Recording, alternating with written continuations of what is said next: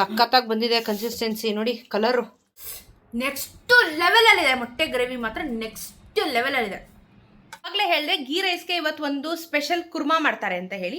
Kurma, gravy, ನಿಮ್ಗೆ ಏನು ಬೇಕೋ ಅದನ್ನು ಕರ್ಕೊಳ್ಳಿ. ನಮ್ಮ ಮನೆಯಲ್ಲಿ ಇವತ್ತು ಎಗ್ ಗ್ರೇವಿನ ಮಾಡ್ತಾ ಇದ್ದಾರೆ. So egg gravy ghee rice ಕಾಂಬಿನೇಷನ್ನು ನೆಕ್ಸ್ಟ್ ಲೆವೆಲಲ್ಲಿರುತ್ತೆ. One of the best combination ಅಂತ ಹೇಳ್ಬೋದು. ನಮ್ಮಮ್ಮ ತರಕಾರಿ ಇದು ಎಲ್ಲ ಕುರ್ಮಾ ಎಲ್ಲ ಮಾಡ್ತಾರೆ, ಬಟ್ ನಾನಿವತ್ತು ಎಗ್ ಗ್ರೇವಿ ಮಾಡು ಅಂತ ಹೇಳಿದ್ದೀನಿ. ಬಿಕಾಸ್ ಇವಾಗ ಒನ್ ಟೈಮ್ಗೆ ನಾವು ಗೀ ರೈಸ್ ತಿಂತೀವಿ, ರೈಸ್ ಹಾಕೊಂಡು ತಿಂತೀವಿ, ಆಮೇಲೆ ನಾವು ರಾತ್ರಿ ಅದಕ್ಕೆ ಚಪಾತಿ ಹಾಕೊಂಡು ತಿಂತೀವಿ. ಸೊ ಗ್ರೇವಿನ 2 ದಿನ ಇಟ್ಕೊಂಡು ಆರಾಮಾಗಿ ತಿನ್ಬೋದು, ಸಖತ್ತಾಗಿರುತ್ತೆ. ಮೊಟ್ಟೆ ಗ್ರೇವಿ ಯಾವ ಥರ ಮಾಡೋದು ಅಂತ ನಮ್ಮ ಮನೇಲಿ ಯಾವ ಥರ ಮಾಡ್ತಾರೆ ಆ ಥರ ನಿಮಗೆ ತೋರಿಸ್ಕೊಡ್ತೀನಿ, ಬನ್ನಿ. ನೀವು ಎಗ್ ತಿನ್ನಲ್ಲ, ನನಗೆ ಎಗ್ ಗ್ರೇವಿ ಬೇಡ, ಗೀ ರೈಸ್ಗೆ ಕಾಂಬಿನೇಷನ್ ಅಂತಂದರೆ ವೆಜಿಟೇಬಲ್ಸ್ ಹಾಕ್ಕೊಂಡು ಸಾಗು ಮಾಡ್ಕೊಳ್ಳಿ. ಇಲ್ಲ ನಾನು ಬಟಾಣಿ ಸಾಗು ತೋರಿಸಿದೆ ಗೊತ್ತಾ, ಕೆಂಪು ಬಟಾಣಿ ಸಾಗು, ಇಲ್ಲ ಗ್ರೀನ್ ಬಟಾಣಿ ಸಾಗು, ಇಲ್ಲಾಂದರೆ ಅವರೆಕಾಳು ಮಸಾಲೆ, ಇಲ್ಲಾಂದರೆ ಎಲ್ಲ ತರಕಾರಿ ಹಾಕಿನೂ ಮಾಡ್ಕೋಬೋದು. ನಿಮಗೆ ಇಷ್ಟ ಇಲ್ಲ ಅಂದರೆ ಅದನ್ನು ಮಾಡ್ಕೊಂಡು ತಿನ್ಬೋದು. ಇಲ್ಲ ನೀವು ಎಗ್ ತಿಂತೀನಿ ಅಂತಂದರೆ ಮಾತ್ರ ಅವ್ರಿಗಿದು ಆಪ್ಷನ್ ಹೇಳ್ಕೊಡ್ತಾ ಇರೋದು. ನಿಂಗೆ ಯಾರು ಹೇಳ್ಕೊಟ್ಟಿದ್ದೀನ? ನಾನೇ ಕಲ್ತ್ಕೊಂಡೆ ಕಣಪ್ಪ. ನೀನೇ ಕಲ್ತ್ಕೊಂಡ? ಅವಾಗೆಲ್ಲ ನಮ್ಮ ಮೊಬೈಲೇ ಇಲ್ಲ, ಯೂಟ್ಯೂಬಲ್ಲಿ ಏನು ನಮ್ಗೆ ಗೊತ್ತೇ ಇಲ್ಲ. ಯೂಟ್ಯೂಬಲ್ಲಿ ಏನು ಬರುತ್ತೆ ಅನ್ನೋದೇ ಗೊತ್ತಿಲ್ಲ. ಇವತ್ತಿಗೂ ನಮ್ಮಮ್ಮ ಯಾರ ರೆಸಿಪಿನೂ ಯಾರ್ದು ಯೂಟ್ಯೂಬ್ ಚಾನಲಲ್ಲೂ ನೋಡಲ್ಲ, ಅವ್ರು ಮಾಡಿದೇ ರೆಸಿಪಿ. ಅಪ್ಪ ಹೇಳ್ಕೊಟ್ಟಿದ್ದು ಮಾತ್ರ ಬ್ಯಾಚುಲರ್ ಸಾರ್ನ ಅಪ್ಪನ ಹತ್ರ ಕೇಳ್ಕೊಂಡೆ. ಆಮೇಲೆ ಇನ್ನೊಂದು ಏನೋ ಅಪ್ಪನ ಹತ್ರ 2 ಅಡುಗೆ ಕಲ್ತಿದ್ದೀನಿ ಅಪ್ಪನ ಹತ್ರ. ಬ್ಯಾಚುಲರ್ ಸಾರ್ ಒಂದು ಏನೋ ಗೊತ್ತಿಲ್ಲ, ಮರ್ತೋಗಿದೆ ಅಷ್ಟೇ. ಇನ್ನು ಮಿಕ್ಕಿದೆಲ್ಲ ನಾನೇ ಓನಾಗಿ ಟ್ರೈ ಮಾಡಿ ಎಕ್ಸ್ಪೆರಿಮೆಂಟ್ ಮಾಡಿ ಇವಾಗ ಅದರಲ್ಲಿ ಪರ್ಫೆಕ್ಟ್ ಆಗಿಬಿಟ್ಟವ್ರೆ. ನಮ್ಮಮ್ಮ ಯಾರ್ದು ಯೂಟ್ಯೂಬ್ ಎಲ್ಲ ನೋಡಿ ರೆಸಿಪಿ ಎಲ್ಲ ಮಾಡಲ್ಲ, ಇನ್ನು ನಾನು ನೋಡ್ತಾ ಇರ್ತೀನಿ, ನಮ್ಮ ಅಮ್ಮ ನೋಡಲ್ಲ. ಓಕೆ, ಇವತ್ತು ಎಗ್ ಗ್ರೇವಿಗೆ ಬೇಕಾಗಿರುವಂಥ ಪದಾರ್ಥಗಳನ್ನ ಹೇಳೋಣ. ನೋಡೋಕ್ಕೆ ಡಿಲಿಷಿಯಸ್ ಆಗಿ ಕಾಣಿಸ್ತಾ ಇದೆ ಗಾಯ್ಸ್. 4 ಮೊಟ್ಟೆನ ಒಡೆದಿಟ್ಕೊಂಡಿದ್ದಾರೆ. ಅದನ್ನು ಬೀಟ್ ಮಾಡಬಾರ್ದು, ಯಾಕಂದರೆ ಅದನ್ನು ತೋರಿಸ್ತೀನಿ ಯಾವ ಥರ ಮಾಡಬೇಕು, ಅದನ್ನು ಹಾಕಬೇಕು ಅನ್ನೋದು ನಿಮಗೆ ಲೈವಲ್ಲಿ ತೋರಿಸ್ಕೊಡ್ತೀನಿ. ರುಬ್ಬಕ್ಕೆ ಸಪ್ರೇಟಾಗಿ ರುಬ್ಬಿ ಇಡಬೇಕು ಇದನ್ನು.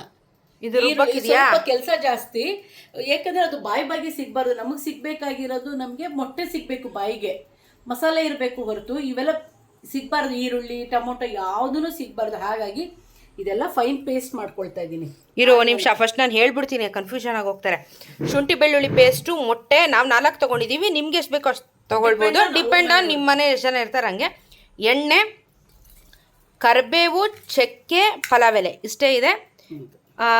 ಗರಂ ಮಸಾಲ, ಧನಿಯಾ ಪುಡಿ, ಅರಿಶಿನ, ಖಾರದ ಪುಡಿ, ಜೀರಾ ಪೌಡರ್.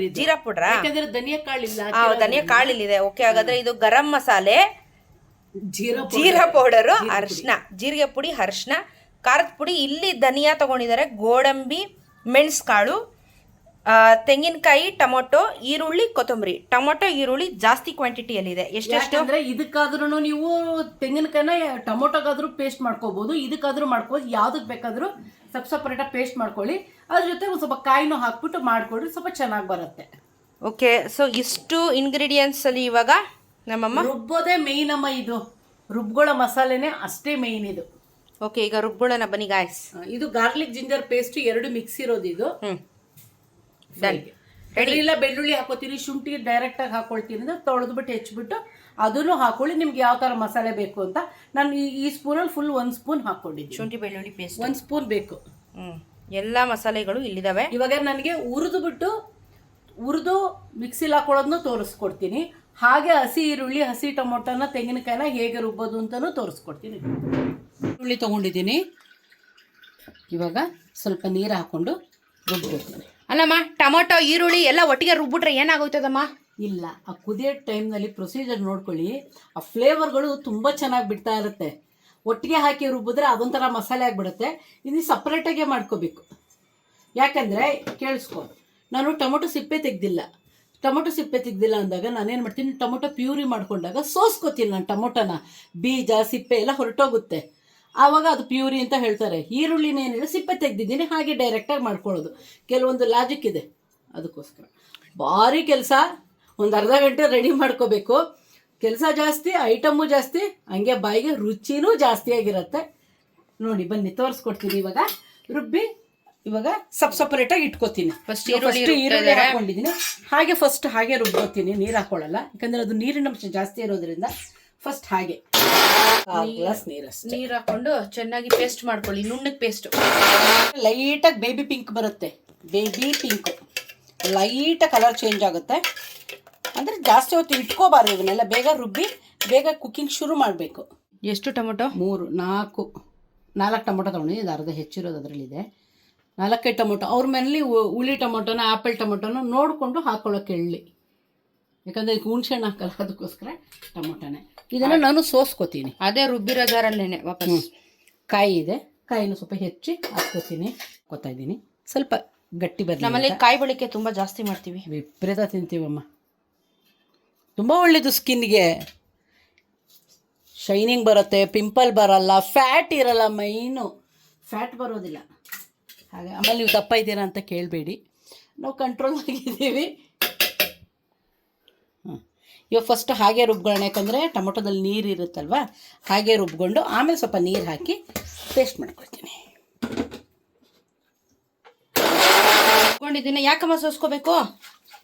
ಕಾಯಿ ಸರಿಯಾಗಿ ರುಬ್ಬಿಲ್ಲ ಅಂದರೆ, ಸಿಪ್ಪೆ ಬೇಡ ಅಂದವ್ರಿಗೆ, ಬೀಜ ಬೇಡ ಅಂದವ್ರಿಗೆ, ಯಾರಿಗೂ ಪ್ರಾಬ್ಲಮ್ ಇಲ್ಲ ಅಂತ ಬೇಡ, ಯಾರಿಗೂ ಪ್ರಾಬ್ಲಮ್ ಬೇಡ ಅಂದರೆ ಸೋಸ್ಕೊಂಬಿಡೋದು. ಯಾಕೆಂದರೆ ನಿಮ್ಮಪ್ಪ ಟೊಮೊಟೊ ತಿನ್ನಲ್ಲ, ಕಂಡ್ರೆ ಸಾಕು ಅದ್ಯಾಕೋ. ಅದಕ್ಕೆ ನಾವೇನು ಮಾಡ್ತೀವಿ, ಕೆಲವೊಂದನ್ನ ಟೊಮೊಟೊ ಪ್ಯೂರಿ ಮಾಡ್ಕೊಂಡಿದ್ದೀನಿ. ಇದು ಪ್ರೊಸೀಜರು. ನೀವು ಟೊಮೊಟೊನ ಡೈರೆಕ್ಟಾಗೆ ಫ್ರೈ ಮಾಡ್ಕೋತೀನಿ ಅಂದರೂ ಫ್ರೈ ಮಾಡ್ಕೊಳ್ಳಿ, ಪರವಾಗಿಲ್ಲ. ನಮಗೆ ಇದು ಈ ಥರ ರೂಢಿ ಇರೋದ್ರಿಂದ ನಾನು ಈ ಥರನೇ ಮಾಡ್ಕೋತೀನಿ. ತೆಂಗಿನಕಾಯಿ ಹಾಕ್ಕೊಂಡು ಪ್ಯೂರಿ ಮಾಡ್ಕೊಂಡಿದ್ದೀನಿ. ಇವಾಗ ಇದನ್ನು ನೋಡಿ, ಈರುಳ್ಳಿನೂ ಮಾಡ್ಕೊಂಡಿದ್ದೀನಿ. ಇವಾಗ ಒಗ್ಗರಣೆ ಫ್ರೈ ಮಾಡಿಕೊಂಡು ಇನ್ನೂ ಒಂದಿದೆ ಪ್ರೊಸೀಜರ್, ಇದನ್ನು ಫ್ರೈ ಮಾಡ್ಕೊಂಡು ಇದೊಂದು ರುಬ್ಕೋಬೇಕು ಅಷ್ಟೇ. ಎಣ್ಣೆ ಅಷ್ಟೇ, ಜಾಸ್ತಿ ಬೇಡ. ಧನಿಯಾ, ಗೋಡಂಬಿ, ಒಂದು 12 ಕಾಳು ಮೆಣಸು ಹಾಕ್ಕೊಂಡಿದ್ದೀನಿ. ಇಷ್ಟನ್ನು ಫ್ರೈ ಮಾಡ್ತೀನಿ ಅಷ್ಟೇ. ಡ್ರೈ ರೋಸ್ಟ್ ಬೇಡ, ಸ್ವಲ್ಪ ಎಣ್ಣೆ ಹಾಕಿನೇ ಹುರಿಬೇಕು. ಓಕೆ, ನುಣ್ಣಗೆ ರುಬ್ಕೋಬೇಕಮ್ಮ ಇದನ್ನ. ಹೌದು, ಎಲ್ಲ ರುಬ್ಕೊಂಡಿದ್ದಾಗಿದೆ. ಈಗ 4 ಸ್ಪೂನ್ ಎಣ್ಣೆ, ಸ್ವಲ್ಪ ಎಣ್ಣೆ ಜಾಸ್ತಿ ಇಟ್ಕೊಳ್ಳುತ್ತಂತಿದ್ದು. ಎಣ್ಣೆ ಕಾದಿದೆ. ನೆಕ್ಸ್ಟ್ ಚಕ್ಕೆ, ಪಲಾವ್ ಎಲೆ, ಕರಿಬೇವು.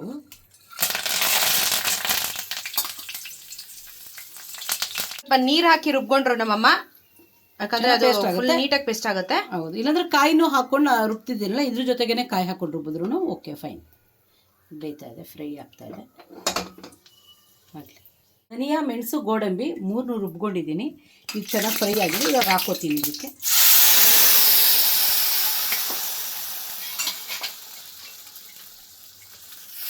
ಸ್ವಲ್ಪ ಸಿಮ್ಮಲ್ಲಿ ಇಟ್ಕೊಂಡು ಫ್ರೈ ಮಾಡಬೇಕು. ಇದಾದ್ಮೇಲೆ ಈರುಳ್ಳಿ ಪೇಸ್ಟ್.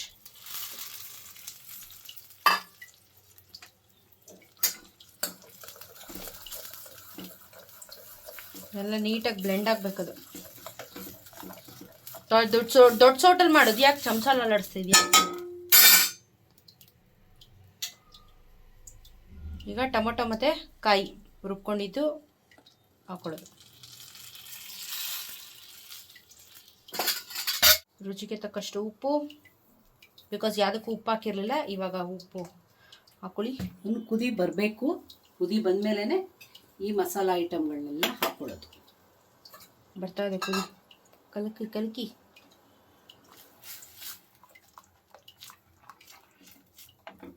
ಕೆಲವರು ಒಣಮೆಣ್ಸಿನ್ಕಾಯಿನ, ಬ್ಯಾಡಗಿ ಮೆಣಸಿನ್ಕಾಯಿ ಇಲ್ಲ ಖಾರ ಮೆಣಸಿನ್ಕಾಯಿನ ಹಾಕ್ಕೊಂಡು ಚೆನ್ನಾಗಿ ತೊಳೆದುಬಿಟ್ಟು ನೆನೆಸಿಡಿ. ನೆನೆಸ್ಬಿಟ್ಟು ನೀವು ಈ ಮಸಾಲೆ ಜೊತೆ ಯಾವ್ದಾರ ಮಸಾಲೆ ಜೊತೆಗೆ ರುಬ್ಕೊಳ್ಳಿ. ಬೇಕಾದರೆ ಖಾರ ಬೇಕು, ಕಲರ್ ಇನ್ನೂ ಚೆನ್ನಾಗಿ ಬರಬೇಕು ಅಂದರೆ. ನಮ್ಮಲ್ಲಿ ಅಚ್ಕಾರ ಇರೋದ್ರಿಂದ ನನಗೆ ರುಬ್ಕೊಳ್ಳಿಲ್ಲ ನಾನು ಒಣಮೆಣ್ಸಿನ್ಕಾಯಿನ, ಹಾಗಾಗಿ ನೋಡಿ ಪೌಡರ್ನ ಇಟ್ಕೊಂಡಿದ್ದೀನಿ. ನೀವು ಬೇಕಾದ್ರೆ ಒಣಮೆಣ್ಸಿನ್ಕಾಯಿನ ರುಬ್ಕೋಬೋದು. ಇದು ಬಂತು. ಇವಾಗ ಗಾರ್ಲಿಕ್ ಜಿಂಜರ್ ಪೇಸ್ಟ್ ಹಾಕೋತೀನಿ. ಶುಂಠಿ ಬೆಳ್ಳುಳ್ಳಿ ಪೇಸ್ಟ್ ಚೆನ್ನಾಗಿ ಕುದಿ ಬರಬೇಕು, ಹಸಿ ವಾಸನೆ ಎಲ್ಲ ಹೋಗ್ಬೇಕದು. ಉಪ್ಪು ಹಾಕಿದ್ದೀನಿ. ಇವಾಗ ಕುದಿ ಸ್ಟಾರ್ಟ್ ಆಗಿದೆ. ಇವಾಗ ನಾನು ನಿಮಗೆ ಹೇಳೋದೊಂದು ಮರ್ತುಬಿಟ್ಟೆ, ಎಗ್ ಮಸಾಲ ಪೌಡರ್ ಸಿಗುತ್ತೆ ಅಂಗಡಿನಲ್ಲಿ. ನಾನು ಎವರೆಸ್ಟ್ ತೊಗೊಳ್ತೀವಿ, ನಮಗಿದು ಚೆನ್ನಾಗಿ ಅಡ್ಜಸ್ಟ್ ಆಗಿಬಿಟ್ಟಿದೆ. 1 ಸ್ಪೂನ್ ತೊಗೊಂಡಿದ್ದೀನಿ. ಯಾಕಂದರೆ ಎಗ್ ಮಸಾಲೆಗೆ ನೀವು ಇಷ್ಟು ಹಾಕಿದರೂ ಕೂಡ ಇದೊಂದು ಫ್ಲೇವರ್ ಎಕ್ಸ್ಟ್ರಾ ಕೊಡುತ್ತೆ. ಹಾಗಾಗಿ ಎಗ್ ಮಸಾಲ ಆಚೆದು ಯೂಸ್ ಮಾಡ್ಬೋದು, ಆಚೆದು ಚೆನ್ನಾಗಿರುತ್ತೆ. ಸೊ ನಿಮಗೆ ಎಗ್ ಮಸಾಲ ಯಾವ್ದು ಬೇಕನ್ಸುತ್ತೆ ಅದು ಒಂದು ಸ್ಪೂನು ಹಚ್ಕಾರ, ಜೀರಾ ಪೌಡರು ಗರಂ ಮಸಾಲ, ಅರಿಶಿನ ಕುದಿ ಬಂದಮೇಲೆ ಹಾಕ್ಕೊಳ್ಳಿ. ಸಿಮ್ಮಲ್ಲಿ ಇಟ್ಕೊಂಡು ಮಿಕ್ಸ್ ಮಾಡಬೇಕು. ಫಸ್ಟ್ ಅವ್ರದ್ದು ಎಗ್ ಕರಿ ಮಸಾಲ ಚೆನ್ನಾಗಿರುತ್ತೆ. ಓಕೆ, ಸೊ ಇದು ನಾನು ಯೂಸ್ ಮಾಡ್ತಾ ಇರೋದು. ಸಖತ್ತಾಗಿ ಬಂದಿದೆ ಕನ್ಸಿಸ್ಟೆನ್ಸಿ ನೋಡಿ. ಕಲರು, ಸಕ್ಕರೆ ಒಂದು ಪಿಂಚ್ ಅಷ್ಟೇ, ಒಂಚೂರು ಸಕ್ಕರೆ ರುಚಿಗೆ. ಈಗ ನಾವು ಕೊತ್ತಂಬರಿ ಸೊಪ್ಪನ್ನು ಹಾಕ್ಬಿಟ್ರು. ಮೊಟ್ಟೆನೇ ಹಾಕಿಲ್ಲ, ಮೊಟ್ಟೆ ಗ್ರೇವಿಗೆ ಮೊಟ್ಟೆನೇ ಇಲ್ಲ ಗಾಯ್ಸ್. ಇದನ್ನು ಹೇಗೆ ಬಿಡಬೇಕಂದ್ರೆ ತುಂಬ ನಿಧಾನಕ್ಕೆ ಬಿಡಬೇಕು ನೋಡಿ. ಒಂದು ಸೈಡಿಂದ ಬಿಡಿ.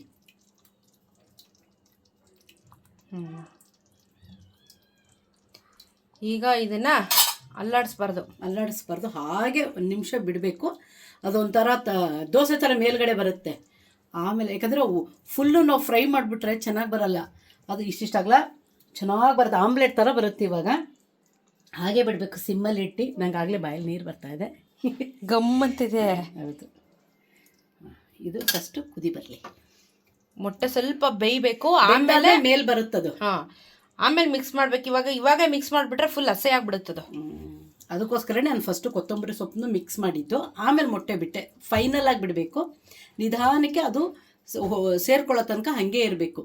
ಆಮೇಲೆ ಅದು ಬೆಂದಾದ್ಮೇಲೆ ಮೇಲೆ ಬರುತ್ತೆ, ಅವಾಗ ಊಟಕ್ಕೆ ರೆಡಿ. ಕುದಿಬೇಕು ಮೇನು. ಓಕೆ, ಈಗ ತೇಲುತ್ತಿದೆ ಮೊಟ್ಟೆ ಗಾಯ್ಸ್. ಸಿಮ್ಮಲ್ಲಿಟ್ಟೇ ಮಾಡಬೇಕು. ಮೊಟ್ಟೆ ಹಾಕಿದ್ಮೇಲಂತೂ ಫುಲ್ ಸಿಮ್ಮಲ್ಲಿಟ್ಟು ಮಾಡಬೇಕು. ಅದು ಎಲ್ಲ ಬೇಯಬೇಕು. ಅದನ್ನೆಲ್ಲ ನೀವು ಹಾಫ್ ಬಾಯ್ಲ್ ಥರ ಎಲ್ಲ ಮಾಡೋಕ್ಕೆ ಹೋಗ್ಬೇಡಿ, ಹಸೆ ಆಗ್ಬಿಡುತ್ತೆ. ಎಲ್ಲ ಬೇಯಬೇಕು ನೆಟ್ಟಿಗೆ. ನಮ್ಗೆ ಹಾಫ್ ಬಾಯ್ಲೆಲ್ಲ ಇಷ್ಟ ಆಗಲ್ಲ, ನಮಗೆ ಫುಲ್ ಬೆಂದಿರಬೇಕು. ಅಂದ ತಕ್ಷಣ ಮೇಲ್ಗಡೆ ಬಂದುಬಿಡುತ್ತೆ. ಎಗ್ ಗ್ರೇವಿ ಏನದು. ಇವಾಗ ಎಗ್ನ ಸ್ವಲ್ಪ ಬೇಕಾದರೆ ಕಟ್ ಮಾಡ್ಕೊಳ್ಳಿ. ಅಲ್ಲಿ ಇವಾಗ ಕಟ್ ಮಾಡ್ಕೊಳ್ಳಿ, ರಸ ಊಟಲ್ಲಿ ಮಾಡ್ಕೊಳ್ಳಿ, ಇಲ್ಲ ಹಾಗೆ ತಿನ್ನೋರಿದ್ರೂ ಆರಾಮಾಗಿ. ಗಮ್ಮಂತ ಇದೆ ಮಾತ್ರ, ಸಖತ್ ಗಮ್ಮಂತ ಇದೆ. ಚಪಾತಿಗೆ, ದೋಸೆಗೆ, ಮುದ್ದೆಗೆ, ಅನ್ನಕ್ಕೆ, ಎಲ್ಲದಕ್ಕೂ ಮಲ್ಟಿ ಗ್ರೇವಿ ಇದು ತುಂಬ ಚೆನ್ನಾಗಿರುತ್ತೆ. ಗೀ ರೈಸ್ಗಂತೂ ಇನ್ನೂ ಪರ್ಫೆಕ್ಟ್ ಇರುತ್ತೆ. ನೀವು ಯಾವುದು ಬೇಕಾದ್ರೆ ಮಾಡ್ಕೊಳ್ಳಿ. ನಾನ್ ವೆಜ್ ಪ್ರಿಯರು ಇದನ್ನು ಮಾಡ್ಕೊಂಡು ಯಾವ ಕಾಂಬಿನೇಷನ್ ಬೇಕಾದ್ರೆ ಮಾಡ್ಕೊಂಡು ತಿನ್ನಿ. ರೊಟ್ಟಿಗೊಂದು ಬೇಡ ಅಷ್ಟೇ, ಇನ್ನು ಮಿಕ್ಕಿದ್ದಕ್ಕೆ ಎಲ್ಲದಕ್ಕೂ ಸೂಟ್ ಆಗುತ್ತೆ. ನೋಡಿ ಇಷ್ಟಪ್ಪ ಬಂದಿದೆ ಒಂದೇ ಕಡೆ ಹಾಕಿರೋದಕ್ಕೆ. ಫುಲ್ ದಪ್ಪ ಕಟ್ ಮಾಡ್ಕೊಂಡ್ರೆ ರೆಡಿ, ಊಟಕ್ಕೆ ರೆಡಿ. ಹೇಳಿದೆ ನಿಮಗೆ ಗೀ ರೈಸ್ಗೆ ನಮ್ಮ ಮನೇಲಿ ಮೊಟ್ಟೆ ಗ್ರೇವಿ ಮಾಡ್ತಾ ಇದ್ದಾರೆ ಅಂತ. ಗೀ ರೈಸ್ ಮಾತ್ರ ನೆಕ್ಸ್ಟ್ ಲೆವೆಲ್ ಇದೆ. ನೀವು ಗೀ ರೈಸ್ ರೆಸಿಪಿ ನೋಡಿಲ್ಲ ಅಂದರೆ ಪ್ರೀವಿಯಸ್ ವಿಡಿಯೋ ಹೋಗಿ ಚೆಕ್ ಮಾಡಿ. ಗೀ ರೈಸ್ ತೋರಿಸಿದ್ದೀನಿ, ಮತ್ತೆ ಮೊಟ್ಟೆ ಗ್ರೇವಿ ಮಾಡಿದ್ವಿ. ಈಗ ಮೊಟ್ಟೆ ಗ್ರೇವಿದು ನಾನು ರಿವ್ಯೂ ಹೇಳ್ತೀನಿ. ಫುಲ್ ಶಿಸ್ತಾಗಿ ನೋಡಿ, ಶಿಸ್ತಾಗಿ ನಮ್ಮಮ್ಮ ರೆಡಿ ಮಾಡಿ ಕೊಟ್ಟಿದ್ದಾರೆ. ಆ ಗ್ರೇವಿ ಕಲರ್ ಮಾತ್ರ ಸಖತ್ತಾಗಿ ಕಾಣಿಸ್ತಾ ಇದೆ ನನಗೆ. ಸೊ ಫಸ್ಟು ಗ್ರೇವಿನ ಟೇಸ್ಟ್ ಮಾಡುವ. ಓಕೆ, ಡಿ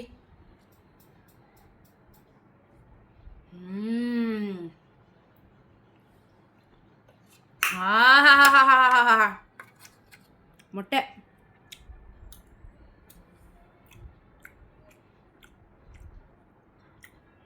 ನನ್ನನ್ನು ಯಾವುದಾದ್ರೂ ಕುಕ್ಕಿಂಗ್ ವಿಡಿಯೋ ಮಾಡೋರು ರಿವ್ಯೂ ಮಾಡಿ ಅಂತ ಕರಿಬೇಕು ನನ್ನನ್ನು. ಗಾಯ್ಸ್, ನೆಕ್ಸ್ಟ್ ಲೆವೆಲಲ್ಲಿದೆ ಮೊಟ್ಟೆ ಗ್ರೇವಿ ಮಾತ್ರ, ನೆಕ್ಸ್ಟ್ ಲೆವೆಲಲ್ಲಿದೆ. ನನ್ನ ಮಗಂದು ರೈಸ್ ಹಿಂಗೆ ಹಾಕೊಂಡು ತಿಂದರೆ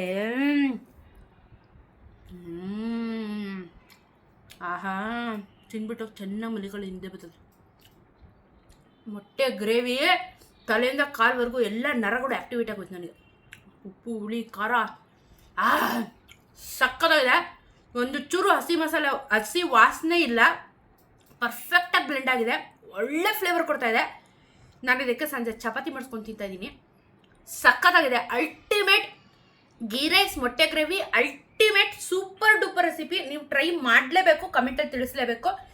ಗೀ ರೈಸ್ ಮೇಲೆ ಆಣೆ, ನಾನು ಸುಳಿದ್ರೆ ಬೇರೆ ಆಗುತ್ತದೆ. ಗೀ ರೈಸ್ ಮೇಲೆ ಮೊಟ್ಟೆ ಗ್ರೇವಿ ಮೇಲೆ ಆಣೆ. ನೆಕ್ಸ್ಟ್ ಲೆವೆಲ್ ರೆಸಿಪಿ ಭಾಳ ಇಷ್ಟಪಡ್ತೀರಾ, ಟ್ರೈ ಮಾಡಿ, ಕಮೆಂಟಲ್ಲಿ ತಿಳಿಸಿ. ಗೀ ರೈಸ್ ಹೆಂಗಿದೆ ಅಂದರೆ ತುಪ್ಪ ಮೈಲ್ಡ್ ಆಗಿದೆ. ಈ ಮೊಟ್ಟೆ ಗ್ರೇವಿ ಒಳ್ಳೆ ಖಾರ ಕೊಡ್ತಾ ಇದೆ, ಒಳ್ಳೆ ಘಮ ಕೊಡ್ತಾ ಇದೆ. Perfect combination. ಸಕ್ಸಸ್. ನಮ್ಮಮ್ಮನ ರೆಸಿಪಿ ಎಲ್ಲ ಸಕ್ಸಸ್. ಪೀಸ್ ಹೇಳ್ಬಿಡ್ತೀನಿ ನಾನು. ಎಷ್ಟು ಚೆನ್ನಾಗಿದೆಯಲ್ಲ. ನನ್ನ ಎಗ್ ಕರಿ ಎವರೆಸ್ಟ್ದು ತೋರಿಸ್ದೆ. ದೇವ್ರನ್ನೇ ಹೇಳ್ತೀನಿ, ಅದನ್ನೇ ಹಾಕ್ಬಿಟ್ಟು ಟ್ರೈ ಮಾಡಿ. ನೀವು ಬೇರೆ ಬ್ರ್ಯಾಂಡ್ ಹಾಕಬೇಡಿ.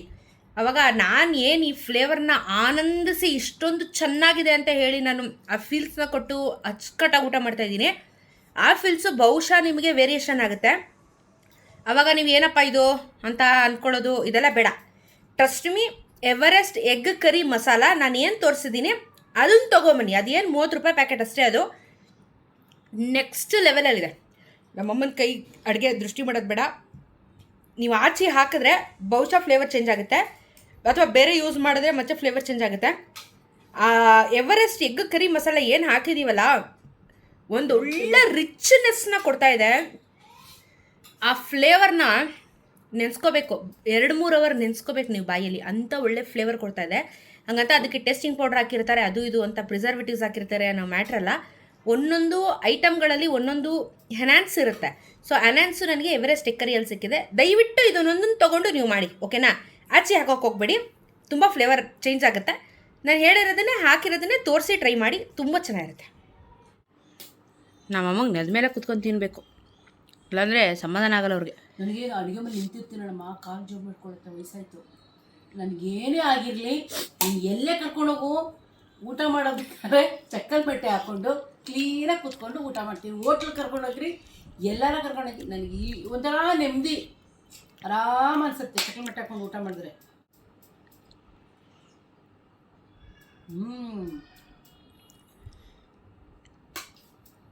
ತುಂಬ ಚೆನ್ನಾಗಿ ಮಸಾಲೆ ಹಿಡ್ದಿದೆ. ಖಾರ ಬೇಕಾದವ್ರು ಇನ್ನೂ ಖಾರ ಹಾಕೋಬೋದು, ನಮಗೆ ಸಾಕು, ತುಂಬ ಚೆನ್ನಾಗಿದೆ. ಅದಕ್ಕೆ ನಾನು ಹೇಳಿದ್ದು ಹಾಗೆ ಬಿಡಬೇಕು ಮೊಟ್ಟೆನ. ಹಾಗೆ ಬಿಟ್ಟಾಗ ಈ ಥರ ಬರುತ್ತೆ. ಇದಕ್ಕೆ ನೀವು ತರಕಾರಿ ಸಾಗು ಆದರೂ ಮಾಡ್ಕೊಳ್ಳಿ, ಚಟ್ನಿ ಆದರೂ ಮಾಡ್ಕೊಳ್ಳಿ. ನಮ್ಮಲ್ಲಿ ಇದನ್ನು ಜಾಸ್ತಿ ಕೇಳ್ತಾರೆ ಕಾಂಬಿನೇಷನ್, ಹಾಗಾಗಿ ತುಂಬ ಚೆನ್ನಾಗಿದೆ. ಮಸಾಲೆ ಮಸ್ತಾಗಿ ಹಿಡ್ದು ರಿಚ್ ಆಗೈತೆ. ನಮ್ಮ ಮಗಳು ಹೇಳ್ದಂಗೆ ಯಾವ ಹೋಟೆಲು ರೆಸ್ಟೋರೆಂಟು ಬೇಡ, ತುಂಬ ಚೆನ್ನಾಗಿದೆ. ನಾನು ಹೊಗಳ್ಕೋಬಾರ್ದು, ನಾನೇ ಹಂಗೆ ಕಲ್ತ್ಕೊಂಡಿರೋದು ಅಷ್ಟೇ. ಚೆನ್ನಾಗಿದೆ, ತುಂಬ ಚೆನ್ನಾಗಿದೆ. ಬರೀ ಚೆನ್ನಾಗಿದೆ ಅಲ್ಲ, ತುಂಬ ಚೆನ್ನಾಗಿದೆ. ಎಲ್ಲರೂ ಟ್ರೈ ಮಾಡಿ, ನಿಜವಾಗ್ಲೂ ತುಂಬ ಚೆನ್ನಾಗಿದೆ. ಮನೆಯವರೆಲ್ಲ ಇಷ್ಟಪಡ್ತಾರೆ, ಅವ್ರಿಗೂ ಶಬಾಷ್ ಹೇಳ್ತಾರೆ, ಚೆನ್ನಾಗಿದೆ ಟ್ರೈ ಮಾಡಿದ್ಯಾ ಅಂತಾರೆ. ಹೊಗಳಿಸ್ಕೋಬೇಕು. ಗಂಡು ಮಕ್ಳ ಹತ್ರ ಎಲ್ಲ, ಮನೆಯವ್ರ ಹತ್ರ ಎಲ್ಲ ಅವೆಲ್ಲ ನಾವು ಮಾಡಿದ್ರೆ ಖುಷಿ ಪಡೋದು. ಚೆನ್ನಾಗಿ ಹಾಳಾಗ್ಬಿಟ್ರೆ ಎಲ್ಲ ಬೈತಾ ಇರ್ತಾರೆ, ಹಾಳ್ಗೊಂದು ಕಲ್ಲು ಅಂತ ಎಲ್ಲರೂ ಬೈತಾ ಇರ್ತಾರೆ. ಅದೇ ನಾವು ರುಚಿಯಾಗಿ ಮಾಡಿಕೊಟ್ಬಿಟ್ರೆ ಎಲ್ಲರೂ ಮನೆ ಮಂದಿ ಎಲ್ಲರೂ ಇಷ್ಟಪಡ್ತಾರೆ. ಖುಷಿ ಆದರೆ ಇನ್ನೂ ಸ್ವಲ್ಪ ಇನ್ನೂ ಏನಾರು ಕಲಿಬೋದು ಅಂತ ಆ ಹುಮ್ಮಸ್ ಬರುತ್ತೆ. ಕಲೀರಿ,